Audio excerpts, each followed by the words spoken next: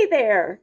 Today, I want to have a very important conversation with anyone out there that has ever used delivery apps. Now, I'm talking about Uber Eats, Grub Hub, DoorDash, Instacart, any of those like that. If you have ever used those apps, I want to tell you something that I think a lot of people, at least in my area, I think a lot of people aren't aware of this. I recently started driving for some of these services, and I actually had a big misconception until I became a driver myself. And I want to tell you about those misconceptions today. But before I get into that, I also want to say that it doesn't take much in this life to change your circumstances to where you might be in a position to have to take one of these gig jobs to help make ends meet, or maybe one of your children or a sibling or someone that you know that is having to rely on this as their income. I've seen some nasty comments online about, um, that if they were so worried about the money, they should go educate themselves to get a better job or whatever. And if you've been around here for any time at all, you know that I am educated. I did have a great job. And right now, I'm focused on our YouTube channel, which is not bringing in any income, but we also purchased a homestead earlier this year. So we've got only one income, my fiance's, that's our one full-time income. And then we've got two properties, two sets of expenses, and both properties are 90 minutes apart. So until we can get the homestead renovated and I can move out there, I don't want to go back to work full time here because I would be wasting a future employer's time to try to train me. And then I'm just going to leave them in a few months once our homestead is ready. So that's where we're at right now. That's why doing gig work is what is helping me to make ends meet until I can get moved out there and I can go back to work full time. So I just want to preface that to say that you never know when life circumstances might change and you might find yourself in this same type of predicament. Now, for my area, I do believe I'm in the Bible Belt. I'm in Oklahoma. Most everybody around here is very genuine and sincere and kind and loving and giving. Okay. So I do think the majority of people in this area want to be good stewards. They want to be giving and loving and kind. Most people. Okay. Now, I do recognize that is not always the case in other areas. But here's the number one misconception that I think a lot of people don't realize when they are using these services. Your delivery driver does not get paid for the amount of time or mileage that they are putting on their vehicle. Uber Eats, DoorDash, all of those places, they really only pay like $1 or $2 per delivery. So if you really want to be kind to your delivery driver, you want to think about how many miles your home is from the restaurant or the store that they are going to, okay? Most drivers, now, okay, I'm going to get into that in just a second, but I saw a bunch of conversations on Reddit the other day, and so I wanted to address some of this too. Most delivery drivers, at least any of them that have been around for a while, that recognize the lowball offers are just not worth their time, right? Now, newer drivers sometimes will take some lowball offers before they start to put it together that they're using gas that they're not getting reimbursed for, right? And that's the other thing too, is that like I've had Uber Eats and DoorDash send me offers for like a 20-mile trip and it only pays $2. It's like a $1 tip and a $1 delivery fee from them. Okay. 20 miles for $2, like that's me paying you to deliver you your food, right? Not to mention the time that your delivery driver is taking. So I think it's very important for people to understand that if you're going to utilize these services, think about the fact that your delivery driver is putting mileage on their vehicle, they're paying for their own gas, and they're utilizing their time. Now, there have been many instances where I'm spending like 40 minutes on a certain person's order because there's such a big holdup at the restaurant or whatever, and I am very good at communicating back with my people. You can message back and forth in the apps, and you need to recognize that, especially if it's your order. I had this instance the other day.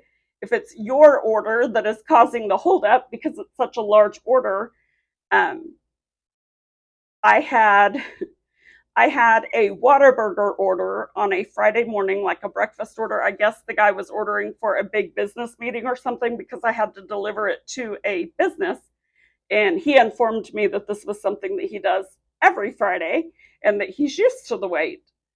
Well, it was a $200 order. And so I get to Whataburger and I am waiting there for an hour until his food is ready. And then I had to deliver it 30 miles away. Okay, no, I'm sorry, 15 miles away. It was 30 miles to get back into town. So 30 miles, okay? Uber paid me $2 for that. So from the time I accepted the order to the time that I finally get back into town after delivering it, I was working on this order for an hour and a half, okay? How much do you think that would be worth in your time? Like, let me know in the comments. Like, for any of you that have a full-time job, calculate your hourly rate. Like, what would you be willing to, like, I used to make $25 an hour, basically. That's what I would like to be able to make, is $25 an hour, not to mention my gas money, my mileage, all of that stuff, right? No, I made $2 from Uber Eats. The guy tipped me $5. $5. Okay, so where I was going earlier with that is that most experienced delivery drivers will tell you if it isn't equivalent, their total pay before they accept an offer, if it isn't equivalent to $2 per mile, they will not accept it. Anyway, I always look at the mileage and I like to make sure that it's going to be at least $1 per mile. But I have seen that most delivery drivers that have been doing this for a while, they wait for $2 per mile and they won't take it. So if you are a user of these delivery services, let me tell you something. Have you ever, when you're in the app, have you ever had it tell you looking for a driver or searching for a driver or something like that? That's because you didn't tip enough. It's not that they have to search for a driver. There are tons of drivers logged into the app at all times, okay? It's because they're not paying enough and your tip was not enough to make it worth the delivery. So I saw a guy on Reddit having a fit the other day because he said that the thing was that, I don't know if it was Uber or DoorDash, one of them, but he said 3 times it kept telling him searching for a driver, searching for a driver. And someone had suggested to him that he didn't tip enough. And he said, yeah, I did. I tipped $6. $6, really? Okay, so keep in mind, they are using their time, their gas, their vehicle, okay? $6. If you don't want to go get your own food, be prepared to pay for it. It's a service. They're providing you a service. And so you need to compensate them for it. That's why I don't utilize those services, because I would want to be one of the best tippers. That's just the way that I've always felt. And so I've never utilized the services because I can't justify spending that type of money. But there are some instances, like one time I used Instacart back in 2020 when I had COVID and I had no choice. I was like on my deathbed sick and needed groceries. And so I used Instacart. But I think I left like a $20 tip or something. And Walmart's a mile down the road from me. So, yeah. And it wasn't a lot of things. It was just a couple things. But anyway, this is even more important when you're utilizing the shop and deliver offers like Instacart, where they're actually physically having to go shop for your products. Like, you don't just tip a couple of bucks when they went and shopped for you and found the items that you needed and then drove their vehicle, spent their gas money, spent an hour of their time doing all of this for you, and you're just going to tip a couple of bucks. Like, just really, you really need to think about that. So if you know anyone that utilizes these services, I think we need to spread the word. I think more people need to be aware that the delivery drivers aren't making the appropriate amount of money from the services to compensate them. So don't think, and that was my big misconception. I actually thought, well, they're getting paid like an hourly rate, or they're getting reimbursed for gas or mileage or something. No, they're not. I know that now. So it really is all up to your tip. It really is. Okay, the next thing I want to touch on. Here lately, I have been getting a lot of stacked orders for Walmart grocery deliveries. Okay. And here, this one I actually have a question about. Does anyone out there order Walmart groceries and get them delivered? Because here's what I'm wondering. I don't think the people utilizing this service are tipping at all. From what I can tell, it doesn't look like they are tipping at all.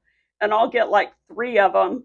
I finally stopped accepting them. I was accepting them almost every day, and then I finally added it up, and I was like, why am I doing all of this work for pennies? I mean, they're not far. Like, Walmart is a half a mile down the road from me, and a lot of these orders are within a mile from around Walmart.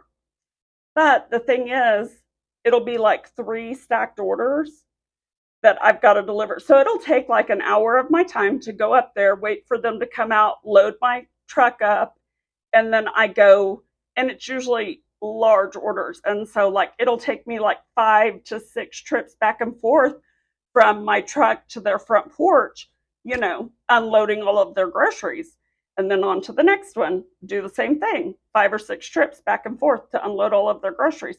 Then on to the third one, 5 or 6 trips back and forth. Okay. Not that I'm complaining, I need the exercise, but it'll take over an hour of my time, and I'm only making like $4 or $5 for three, and I'm having to do all of this unloading. And if I haven't mentioned it lately, I have torn tendons in my shoulders. So lifting anything over like 3 or 4 pounds actually causes me intense pain for the whole rest of the day. So it's not really good for me to be lifting all of that stuff anyway. And so for just a few bucks, it's just not worth it. So what I'm wondering is if anybody, I'm thinking that the people placing the orders, maybe they're going to the Walmart website to place the order, and they're saying they're like signed up for delivery. And I'm thinking that maybe they think it's a Walmart employee that is delivering their groceries. So someone let me know if that's the case. Now, I know that there's the Walmart Spark driver app, and I am signed up for that. but as many Walmart delivery orders as I get sent to me every day, I'm thinking they're not utilizing the Spark drivers as much as they are Uber drivers, probably because of dummies like me that keep accepting the orders for pennies, right? So why would they go pay their Spark drivers when they can get somebody else to do it for cheaper? I don't know. But I'm just curious, does anybody out there place Walmart delivery orders? If you do, or if you know someone that does, let me know, because I would love to know the process behind that, and if whether or not they are aware that it's actually an Uber driver delivering their groceries. I just want to know if they actually know that or not. So, anyway, I've got so much more I want to share with you guys, but this video has already gotten really long, so I will save it for next time. Let me know in the comments what you would like to know. Here pretty soon in the next couple of videos, we are going to discuss my April earnings, not just from deliveries, but I also started some house cleaning gigs, and I had a couple of landscape jobs and stuff like that. So we're going to talk about how much money I made while trying to work on our channels, since I am full-time on YouTube and we are not yet earning money on YouTube. This is how I'm making ends meet. So we're going to add up all my delivery income, my house cleaning income, and my landscape income, subtract my gas money that I spent for delivering, right? And see exactly how much I actually made for the month of April. See, I don't even know this yet, so we're going to figure it out together. Okay, until next time, you guys remember to go the second mile today for someone in your life and with your resources, and I'll see you next time. Love you guys.